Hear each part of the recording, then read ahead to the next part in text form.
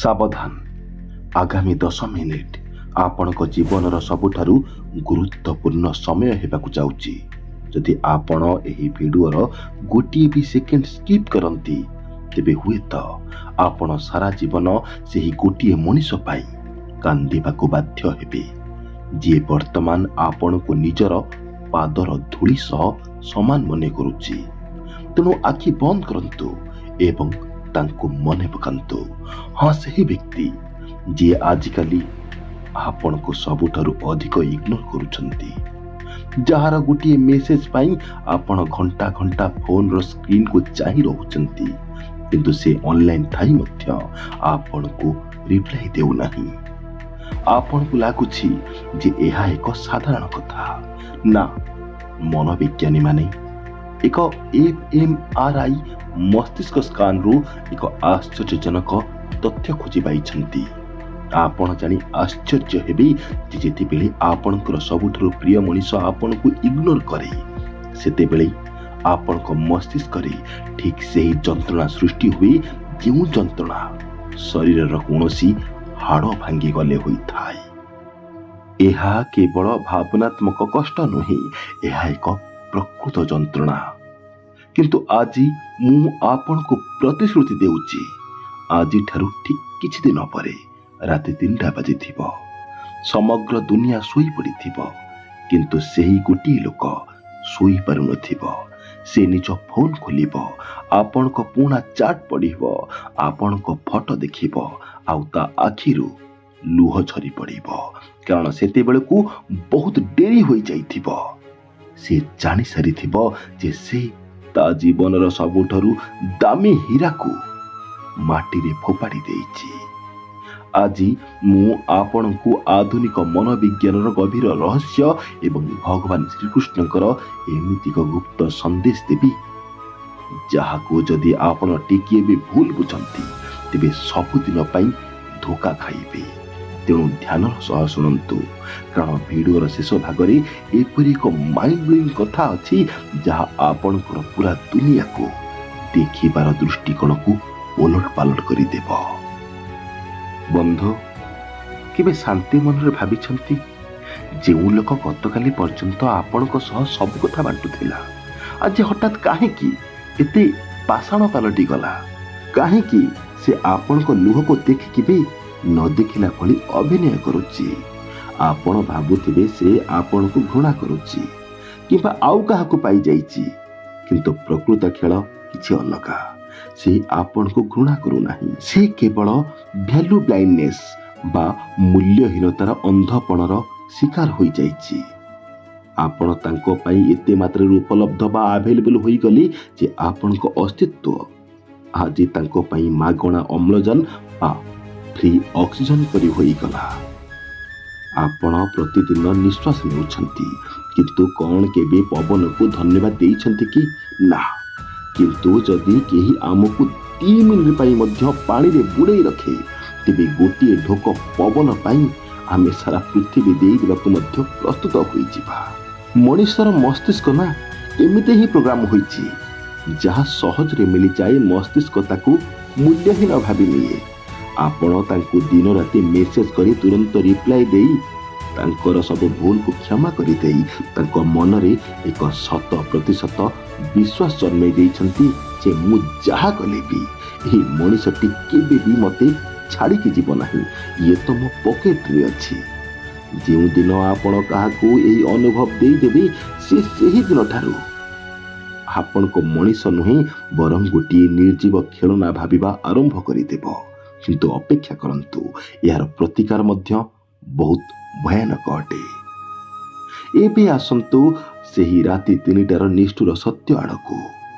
ମୁଁ ଆପଣଙ୍କୁ ଗୋଟିଏ ମାଇଣ୍ଡ ବ୍ଲୋଇଂ ସାଇକୋଲୋଜିକାଲ ଫ୍ୟାକ୍ଟ ବିଷୟରେ କହୁଛି, ଯାହାକୁ ଶୁଣି ଆପଣ ଆଶ୍ଚର୍ଯ୍ୟ ହୋଇଯିବେ।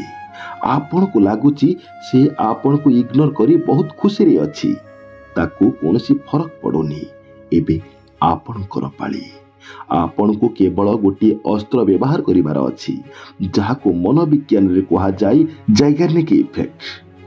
ଏହି ନିୟମ ଅନୁଯାୟୀ ମଣିଷର ମସ୍ତିଷ୍କ ସେହି କାମ ବା ସେହି ସମ୍ପର୍କକୁ କେବେ ବି ଭୁଲି ପାରେ ନାହିଁ, ଯାହା ଅସମ୍ପୂର୍ଣ୍ଣ ବା ଇନକମ୍ପ୍ଲିଟ୍ ହୋଇଥାଏ।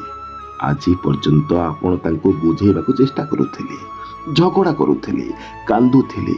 ଏଥିରୁ ତାଙ୍କ ମସ୍ତିଷ୍କକୁ ଡୋପାମାଇନ୍ ମିଳୁଥିଲା ଯେ ହଁ, ଏ ମଣିଷ ମୋ ପାଇଁ ପାଗଳ ଅଟେ। କିନ୍ତୁ ଆଜିଠାରୁ ସବୁକିଛି ବନ୍ଦ କରିଦିଅନ୍ତୁ। ଗୋଟିଏ ବି ମେସେଜ ନାହିଁ, ଗୋଟିଏ ବି କଲ୍ ନାହିଁ। ଷ୍ଟାଟସ୍ ଦେଖିବା ସମ୍ପୂର୍ଣ୍ଣ ବନ୍ଦ। ସୋସିଆଲ ମିଡ଼ିଆରେ ଦୁଃଖଦାୟକ କୋଟ୍ସ ପୋଷ୍ଟ କରିବା ଏବଂ ଦେଖିବା ସବୁକିଛି ବନ୍ଦ। ହଠାତ୍ ଅଦୃଶ୍ୟ ହୋଇଯାଆନ୍ତୁ। ସମ୍ପୂର୍ଣ୍ଣ ନୀରବତା, ଆବସଲ୍ୟୁଟ୍ ସାଇଲେନ୍ସ। ଆପଣ ଜାଣିଛନ୍ତି ଏହା ଦ୍ୱାରା ତାଙ୍କ ମସ୍ତିଷ୍କରେ କ'ଣ ହେବ? ପ୍ରଥମ ଦିନ ସେ ଭାବିବ, ହଁ ରାଗିଛି, କାଲି ଆପେ ଆପେ ମେସେଜ କରିବ। 3 ଦିନ ପରେ ତାଙ୍କୁ ଟିକେ ଅଜୀବ ଲାଗିବ, ଏ ଯାଇ ମେସେଜ କିପରି ଆସିଲା ନାହିଁ।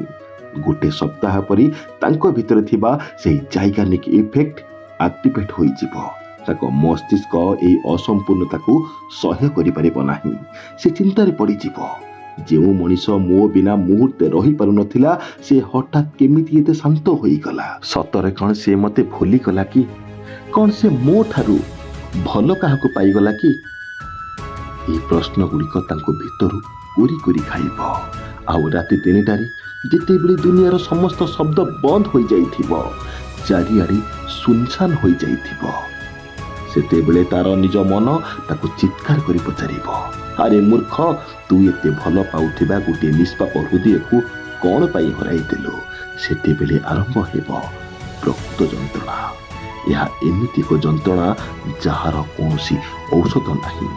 ଓକେ, ଆମେ ଯେତେବେଳେ କୌଣସି ଦୋକାନକୁ ଯାଇଥାଉ, ଯେଉଁ ଜିନିଷ ବହୁତ ପ୍ରଚୁର ପରିମାଣରେ ମିଳିଥାଏ, ଆମେ ତାକୁ ଶସ୍ତା ଭାବି ନେଇଥାଉ। କିନ୍ତୁ ଯେଉଁ ଜିନିଷ ଦୁର୍ଲଭ, ଲିମିଟେଡ୍ ଏଡିସନ୍ ଥାଏ, ତାର ଦାମ ଆକାଶ ଛୁଆଁ ହୋଇଥାଏ।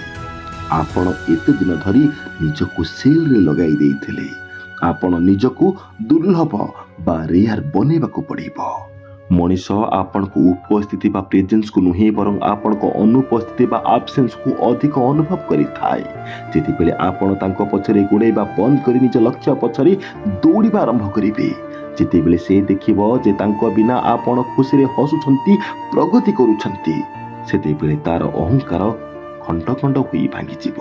ସେ ଆପଣଙ୍କୁ ଖୋଜିବା ଆରମ୍ଭ କରିଥିବ। କିନ୍ତୁ ପ୍ରଶ୍ନ ଉଠୁଛି, ଯେତେବେଳେ ସେ ଫେରିବ, ଆପଣ କ'ଣ କରିବେ? ଏହାର ଉତ୍ତର ଆମକୁ ମିଳିଥାଏ ଭଗବାନ ଶ୍ରୀକୃଷ୍ଣଙ୍କ ଜୀବନରୁ। ଯଦି ଆପଣ ଏହି କଥାଟିକୁ ବୁଝିଗଲେ, ତେବେ ଦୁନିଆର କୌଣସି ବି ମଣିଷ ଆପଣଙ୍କୁ ଆଉ କନ୍ଦାଇ ପାରିବ ନାହିଁ। ତେବେ ମହାଭାରତ ଏବଂ ଶ୍ରୀମଦ୍ ଭଗବତ ଗୀତାରେ ଏକ ଗଭୀର ରହସ୍ୟ ଲୁଚି ରହିଛି। ଯେତେବେଳେ ଭଗବାନ ଶ୍ରୀକୃଷ୍ଣ ବୃନ୍ଦାବନ ଛାଡ଼ି ମଥୁରା ଅଭିମୁଖେ ଯାଉଥିଲେ, ଗୋପୀମାନେ ଏବଂ ରାଧାରାଣୀ କାନ୍ଦି କାନ୍ଦି ତାଙ୍କ ରଥ ଆଗରେ ଶୋଇପଡ଼ିଥିଲେ। ସମଗ୍ର ବୃନ୍ଦାବନ ଲୁହରେ ଭିଜି ଯାଇଥିଲା। କିନ୍ତୁ କୃଷ୍ଣ କ'ଣ ଅଟକି ଯାଇଥିଲେ? ନା, କାରଣ କୃଷ୍ଣ ଜାଣିଥିଲେ ଯେ ତାଙ୍କ ଜୀବନର ଲକ୍ଷ୍ୟ କେବଳ ଗୋଟିଏ ସ୍ଥାନରେ ଆବଦ୍ଧ ହୋଇ ରହିବା ନୁହେଁ, ତାଙ୍କୁ ଧର୍ମର ସଂସ୍ଥାପନ କରିବାର ଥିଲା। ସେ ସମସ୍ତଙ୍କୁ ନିଃସ୍ୱାର୍ଥପର ପ୍ରେମ ଦେଇଥିଲେ, କିନ୍ତୁ ନିଜର ଉଦ୍ଦେଶ୍ୟ ବା ପର୍ପସକୁ କେବେ ବି ବଳି ଦେଇନଥିଲେ। ଶ୍ରୀକୃଷ୍ଣଙ୍କ ସନ୍ଦେଶ ଅତ୍ୟନ୍ତ ସ୍ପଷ୍ଟ ଅଟେ। ଯେତେବେଳେ ଜଣେ ମଣିଷ ଆପଣଙ୍କ ମୂଲ୍ୟ ବୁଝିପାରେ ନାହିଁ, ସେତେବେଳେ ଆପଣ ଛୋଟ ହୋଇଯାଆନ୍ତି ନାହିଁ, ବରଂ ସେ ନିଜର ଦୃଷ୍ଟିଶକ୍ତିକୁ ଛୋଟ କରିଦେଇଥାଏ। ଯଦି ଆପଣ କାହାର ଆଟେନସନ ପାଇଁ ଭିକ୍ଷା ମାଗୁଛନ୍ତି, ମେସେଜ କରି କରି ନିଜ ଆତ୍ମସମ୍ମାନକୁ ପାଦରେ ଦଳି ଦେଉଛନ୍ତି, ତାହେଲେ ଆପଣ ଈଶ୍ୱରଙ୍କ ଦ୍ୱାରା ଦିଆଯାଇଥିବା ସବୁଠାରୁ ବଡ଼ ଉପହାର ବା ନିଜର ଅସ୍ତିତ୍ୱକୁ ଅପମାନିତ କରୁଛନ୍ତି।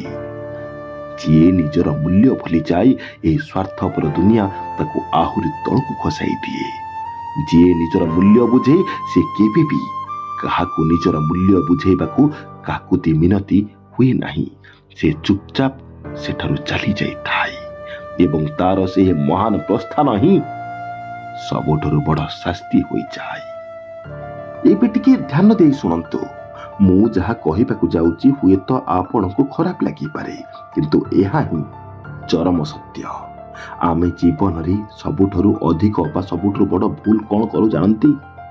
ଆପଣ ବର୍ତ୍ତମାନ ଭାବୁଛନ୍ତି, ହଁ ମୁଁ ଏବେ ତାକୁ ଇଗ୍ନୋର କରିବି ଆଉ ସେ କାନ୍ଦିବ, ସେ କାନ୍ଦିଲେ ଯାଇ ମୋତେ ଶାନ୍ତି ମିଳିବ। ଯଦି ଆପଣ ଏମିତି ଭାବୁଛନ୍ତି ତେବେ କ୍ଷମା କରିବେ ବନ୍ଧୁ, ଆପଣ ଏବେ ବି ତାଙ୍କର ଗୋଲାମ ହୋଇ ରହିଛନ୍ତି। ଏହା ଆପଣଙ୍କର ବିଜୟ ନୁହେଁ, କାରଣ ଯେ ପର୍ଯ୍ୟନ୍ତ ଆପଣଙ୍କ ଖୁସି, ଆପଣଙ୍କ ଶାନ୍ତି ଅନ୍ୟ ଜଣଙ୍କର କାନ୍ଦିବା ବା ଅନୁତାପ କରିବା ଉପରେ ନିର୍ଭର କରୁଛି, ସେ ପର୍ଯ୍ୟନ୍ତ ଆପଣ କେବେ ସ୍ୱାଧୀନ ନୁହନ୍ତି। ସେ ପର୍ଯ୍ୟନ୍ତ ତାର ନିୟନ୍ତ୍ରଣ ବା କଣ୍ଟ୍ରୋଲ ଆପଣଙ୍କ ଉପରେ ଅଛି। ଆପଣଙ୍କ ଲକ୍ଷ୍ୟ ତାଙ୍କୁ ଦଣ୍ଡ ଦେବା ହେବା ଉଚିତ ନୁହେଁ। ଆପଣଙ୍କ ଲକ୍ଷ୍ୟ ହେବା ଉଚିତ ନିଜକୁ ଏତେ ଉପରକୁ ଉଠାଇବା, ଏତେ ସଫଳ କରିଦେବା ଯେ ଯେଉଁ ଦିନ ସେ କାନ୍ଦି କାନ୍ଦି ଆପଣଙ୍କ ପାଖକୁ ଫେରି ଆସିବ, ସେଦିନ ଆପଣଙ୍କୁ ତାଙ୍କ ଲୁହରେ କୌଣସି ଫରକ ପଡୁନଥିବ। ଆଉ ଗୋଟିଏ ଗଭୀର କଥାଟିଏ କହୁଛି ଶୁଣନ୍ତୁ। ଏହି ପୁରା ଖେଳରେ, ଏହି ପୁରା କାହାଣୀରେ ସବୁଠାରୁ ଅଧିକ କାନ୍ଦିବା ପ୍ରକୃତିରେ କାହାର ଉଚିତ? ସେହି ଧୋକାବାଜ ମଣିଷର ନୁହେଁ, ବରଂ ସେହି ପୁରୁଣା ଆପଣଙ୍କର। ପ୍ରକୃତିରେ ଆପଣଙ୍କର ହିଁ କାନ୍ଦିବା ଉଚିତ। ହଁ, ଆପଣ ନିଜେ, ଯିଏ ନିଜର ଏତେ ସୁନ୍ଦର ଏବଂ ଅମୂଲ୍ୟ ଜୀବନକୁ ଭୁଲି ଯାଇ, ନିଜ ସ୍ୱପ୍ନକୁ ମାରିଦେଇ, ନିଜ କ୍ୟାରିୟରକୁ ନଷ୍ଟ କରି କେବଳ ଅନ୍ୟ ଜଣଙ୍କର ଟିକିଏ ସମୟ ପାଇଁ ରାସ୍ତାରେ ଭିକାରୀ ଭଳି ହାତ ପତେଇଥିଲେ, ଯିଏ ନିଜର ଆତ୍ମସମ୍ମାନକୁ ବିକ୍ରି କରିଦେଇଥିଲେ।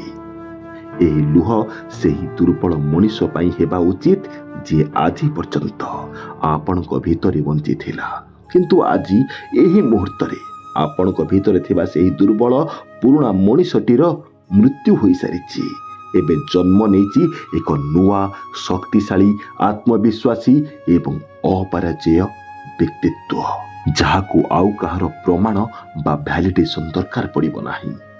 ଆଉ ଏହି ନୂତନ ଜନ୍ମ ପରେ କିଏ ଆପଣଙ୍କୁ ଇଗ୍ନୋର କଲା, କିଏ ଅଧା ବାଟରୁ ହାତ ଛାଡ଼ିକି ଚାଲିଗଲା, ତ ଆଉ କିଏ ପୁଣି ସ୍ୱାର୍ଥ ରଖି ଫେରି ଆସିଲା, ଏସବୁ ଆପଣଙ୍କୁ ଟିକିଏ ବି ପ୍ରଭାବିତ କରିପାରିବ ନାହିଁ, କାରଣ ସେତେବେଳେ ଆପଣ ନିଜକୁ ଚିହ୍ନି ସାରିଥିବେ। ଆପଣ ଗୀତାର ସେହି ପରମ ସତ୍ୟକୁ ବୁଝି ଯାଇଥିବେ। ଯେଉଁ ମଣିଷ ନିଜ ଭିତରେ ନିଜକୁ ପାଇଯାଏ, ତାକୁ ଏହି ସଂସାରରେ ଆଉ କାହାକୁ ହରାଇବାର କିମ୍ବା ଭାଙ୍ଗିବାର ଶକ୍ତି କାହାରି ପାଖରେ ନଥାଏ। ଯଦି ଆଜିର ଏହି କଥା ଗୁଡ଼ିକ ଆପଣଙ୍କ ହୃଦୟର ଗଭୀରତାକୁ ଛୁଇଁ ପାରିଛି, ତେବେ ଆଜିଠାରୁ ଏକ ନୂଆ ଜୀବନ ଆରମ୍ଭ କରିବାକୁ ପ୍ରସ୍ତୁତ ହୋଇଯାଆନ୍ତୁ। ତେବେ ଆଖିରୁ ଲୁହ ପୋଛି ଦିଅନ୍ତୁ ଏବଂ କମେଣ୍ଟ ବକ୍ସରେ ଗର୍ବର ସହ ଲେଖନ୍ତୁ ଜୟ ଶ୍ରୀକୃଷ୍ଣ। ଦେଖିବେ ଆପଣଙ୍କ ଜୀବନରେ ଚମତ୍କାର ନିଶ୍ଚୟ ହେବ। ଏହି ଭିଡ଼ିଓକୁ ନିଜର ସେହି ସାଙ୍ଗ ଏବଂ ସମ୍ପର୍କୀୟମାନଙ୍କ ସହ ନିଶ୍ଚୟ ସେୟାର କରନ୍ତୁ, ଯିଏ ବର୍ତ୍ତମାନ କୌଣସି ମଣିଷ ପାଇଁ କାନ୍ଦୁଛି ଏବଂ ତାଙ୍କୁ ଏହି କଥା ଶୁଣିବାର ନିହାତି ଆବଶ୍ୟକତା ରହିଛି। ଭିଡ଼ିଓଟିକୁ ଲାଇକ୍ କରି ଏହି ଚ୍ୟାନେଲଟିକୁ ସବସ୍କ୍ରାଇବ କରିବାକୁ ଜମାରୁ ଭୁଲନ୍ତୁ ନାହିଁ, କାରଣ ଏଠାରେ ଆମେ ମନୋବିଜ୍ଞାନ ଏବଂ ଆଧ୍ୟାତ୍ମିକତାର ଏମିତି ଅନେକ ରହସ୍ୟ ଖୋଲିବାକୁ ଯାଉଛୁ। ଜୟ ଶ୍ରୀ ଜଗନ୍ନାଥ, ଜୟ ଶ୍ରୀକୃଷ୍ଣ, ଧନ୍ୟବାଦ।